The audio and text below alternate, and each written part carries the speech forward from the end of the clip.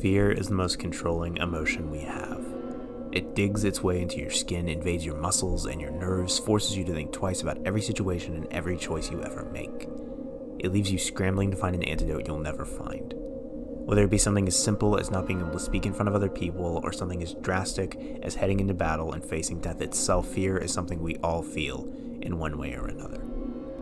But whether or not that fear controls us is up to us. After Batman Arkham City left a mark on the games industry the size of Ireland, fans patiently awaited a sequel to potentially conclude the story of a game series that had leapt into the hearts of many and was already certain to go down in the annals of video game history as one of the greats. And nearly 4 years later, after 2 prequel games, we finally received what was supposed to be the epic conclusion to Rocksteady's Batman Arkham trilogy, Batman Arkham Knight. And people liked it, I guess. It wasn't absolutely despised or anything, nor was it absolutely adored. It just didn't seem to make as big a splash as Arkham City or Asylum did. In fact, there's actually a whole subgenre of YouTube videos about Arkham Knight being a disappointment. But that's not what we're here to discuss.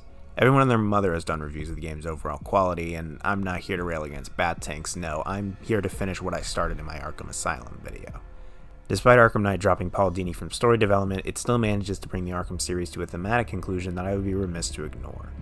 It takes the ideas about emotional thought and idealism in the last 2 games and expands on them to look at how individuals interact with that emotion in relation to the ideals we strive for. Specifically, how we interact with the most controlling of our emotions, fear. And I think the best way to start looking at that is to examine the game's namesake, the Arkham Knight. The Arkham Knight is a villain whose potential was so much greater than its execution. He mostly comes off as an edgy teenager rebelling against his parents most of the time. He's built up this entire army and taken over Gotham with the aid of Scarecrow just to kill Batman. But I think there's a more interesting aspect of his character that, while not focused on much in the story, is still present. The Arkham Knight is, of course, Jason Todd, something any fan of Batman could have told you by the halfway point of the game, but whatever. Jason Todd was a Robin that went after the Joker on his own, seeking to do what Batman never would: kill the Clown Prince of Crime before he could hurt anyone else. But he didn't succeed. He was instead captured, brought to an abandoned wing of Arkham Asylum, the center of all the emotional chaos in this universe, and was beaten, tortured, and branded by the Joker. Batman never saved Jason Todd. Jason was his greatest failure that he thought dead. And Jason Todd came back to kill Batman as revenge for not saving him. Jason Todd is motivated mostly by anger and hatred for his former mentor, but that rage is rooted in a fear Jason has fought with all his life. Jason Todd's father was a petty criminal who got caught and put in prison. His mother was a drug addict who died, and Batman was a father figure, a mentor who took him under his wing and then failed to save him when he was in the scariest, most horrible situation he could have possibly been in. The problem wasn't that Batman failed to save him. The problem was that Batman abandoned him. We can see this in much of his dialogue during the final battle with him. How long did you wait before replacing me, huh? A month? A week? I trusted you! And you just left me to die! Jason's greatest fear during his captive state with the Joker was that Batman would forget about him, leave him to die, and when the Joker shows him that Batman had replaced him with Tim Drake, that fear was realized. As Scarecrow says in the game, true fear is the lack of hope, and Jason Todd felt that when he finally realized that Batman was never going to come and save him. And he transformed that fear into anger, allowing his fear, his emotions, to control his actions and his motives. He didn't think things through. He never thought about the other possibilities of why Batman never saved him. He was so quick to accept that his greatest fear had come to pass that rationality was never an option. And as we established in Arkham City, that emotion is constantly getting in the way of the ideal, that being to kill Batman. He goes off book, takes risks he doesn't need to take, and slips up because of how desperate he is to kill Batman for submitting him to that fear, almost as though killing him is the one way he could ever conquer it. It's because of the Arkham Knight's emotional nature that he comes to fail, just as Hugo Strange did before him. While the Arkham Knight was controlled by his emotions by ignoring reason, Batman is also controlled by his emotions, namely his fear, but in a different way. Batman, as we've seen in the other games, is consistently fighting against his emotions, trying as hard as he can to embody reason instead. But in Arkham Knight, we see that it's that fighting that actually allows Batman's fear to control him. Like Jason Todd, Batman is dealing with a very specific fear throughout the game, his fear of failure. While he ultimately won the day in Arkham City, he still failed in several aspects within it.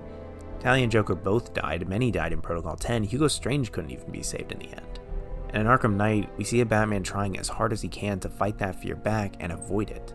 He's trying to look at things rationally, but you can feel how his emotions have gotten to him in the gameplay. I'm not sure how intentional it was, but Batman's attacks here are much heavier and more brutal feeling than they were in Arkham City.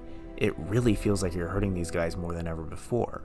Also, Batman interrogates a guy by threatening to smush his head like a watermelon with the Batmobile, so that's another thing. Batman is trying everything in his power not to fail Gotham, doing everything it takes to stop Scarecrow's plan, even if it means losing everything. One of my favorite scenes in the game is what I call the neutralizing agent scene. Taking place at the end of the Ace Chemicals segment, Batman has just realized that not only has Scarecrow kidnapped Oracle, but he's too late to stop the fear toxin bomb that's going to cover the entire coast, including Gotham. The only way to stop this is to restrict the blast radius to just inside Ace Chemicals, but the only way to do that is to slowly and carefully carry the 4 tanks of neutralizing agent to their dispensers.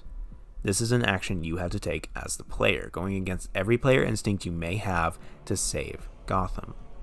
As the building shudders around you, alarms blaring, and Alfred pleading with you to find another way, you have to keep steady and keep going. Because there is no other way. If you don't do this, you fail Gotham. If Batman doesn't do this, Batman fails Gotham.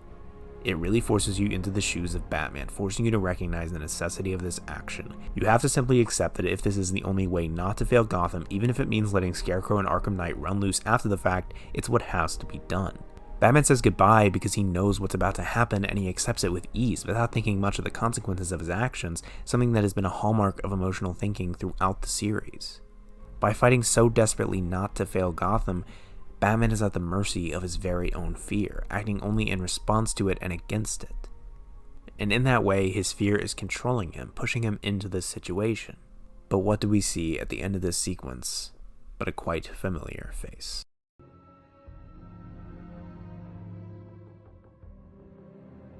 The Joker's inclusion in Arkham Knight was one of the more criticized aspects of the game, mostly because people thought he was a little too included. Like, every time you walk out of a building, he's there to tell you about some diddly skittles or something, I don't know.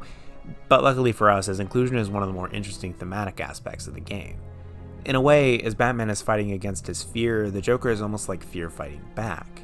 He does appear after Batman's been exposed to fear toxin, and as the result of Batman having to fight against the remnants of Joker's disease from the last game. The disease manifests itself in people by giving them some aspect of Joker's physicality and psychology as a form of Creutzfeldt-Jakob disease, which, thanks to Google, I found was a degenerative brain disorder that leads to dementia and death. Not good. Batman is fighting against this throughout the entire game, the Joker constantly trying to get Batman to relinquish control and become just like him. To stop fighting his fear of failure and his emotions and simply forget about it. Allow emotion to take control as it's been trying to do since the beginning in Arkham Asylum, and maybe things won't be so hard.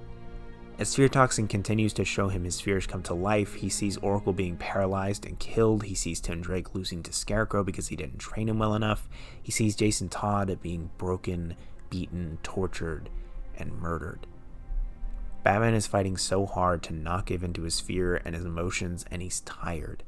Giving in to Joker, becoming like him, it's an escape. The Joker doesn't care about others. He doesn't care about how he affects them or if anybody dies on his watch, and if Batman became like that, his fears wouldn't matter anymore. If emotion is the thing that guides reason to create the ideal, then taking out the reason leaves only the emotion to drive you to nowhere. But if there is no ideal to strive for, there is no failure.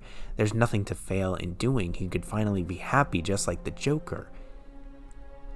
Emotion tears down reason and leaves us with nothing but an empty sense of happiness and a false sense of satisfaction, controlling us because in one way or another, we allowed it to. But there is a third option.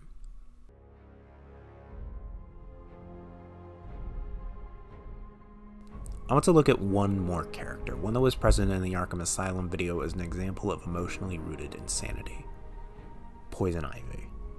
Poison Ivy's emotional relationship with her plants is just as it was in Arkham Asylum, but the difference is that in this game, we see that the emotions of Poison Ivy are not controlling her.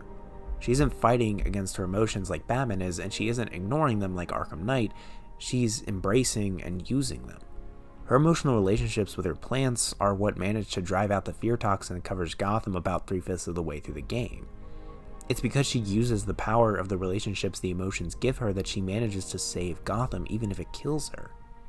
Emotion might have played a role in her death, but it was also the thing that dispelled the fear controlling Gotham. And we can see how emotional relationships affect Batman as well. In the Vanessa Studios segment, the Jason Todd flashbacks are juxtaposed with having to work with Tim Drake.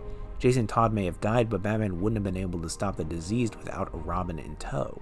He wouldn't have been able to stop Penguin without Nightwing. He wouldn't have been able to stop the assault on GCPD without Oracle. When Batman embraces the emotional nature of his relationships and works with them, that is when things get done. That's when he's allowed to win. And it's only when Batman allows himself to fail at the end, embracing his fear and his emotions, that he's able to lock Joker away in his mind and stop Scarecrow. Instead of fighting against his emotions in futility, Batman used them to his advantage to complete his goal. Fear is everywhere. We all feel it. Even Scarecrow and Joker are susceptible to fears they may not even know about themselves. And while fear can hurt us and those around us when we let it control us, it's up to us whether or not it does. We choose how we interact with our emotions and our fears. We choose whether we run away, fight, or embrace this inescapable part of who we are. Arkham Asylum and City both vilified emotion and made it seem like a tragically inevitable element of humanity, but it's only in Arkham Knight that we managed to find the message that we should never ignore or fight against those emotions in pursuit of some impossible ideal. Ideals will always exist even if they are forever out of our reach. Scarecrow's plan was to show the man behind the symbol of Batman to try and destroy the ideal Batman represented by showing it could feel fear, but fear runs through every person in the world. Fear is ubiquitous to human nature, and true strength is not escaping that fear, but facing it, accepting it, and using it to our advantage. And it's only when we realize that we can learn to accept ourselves, our failures, and our humanity.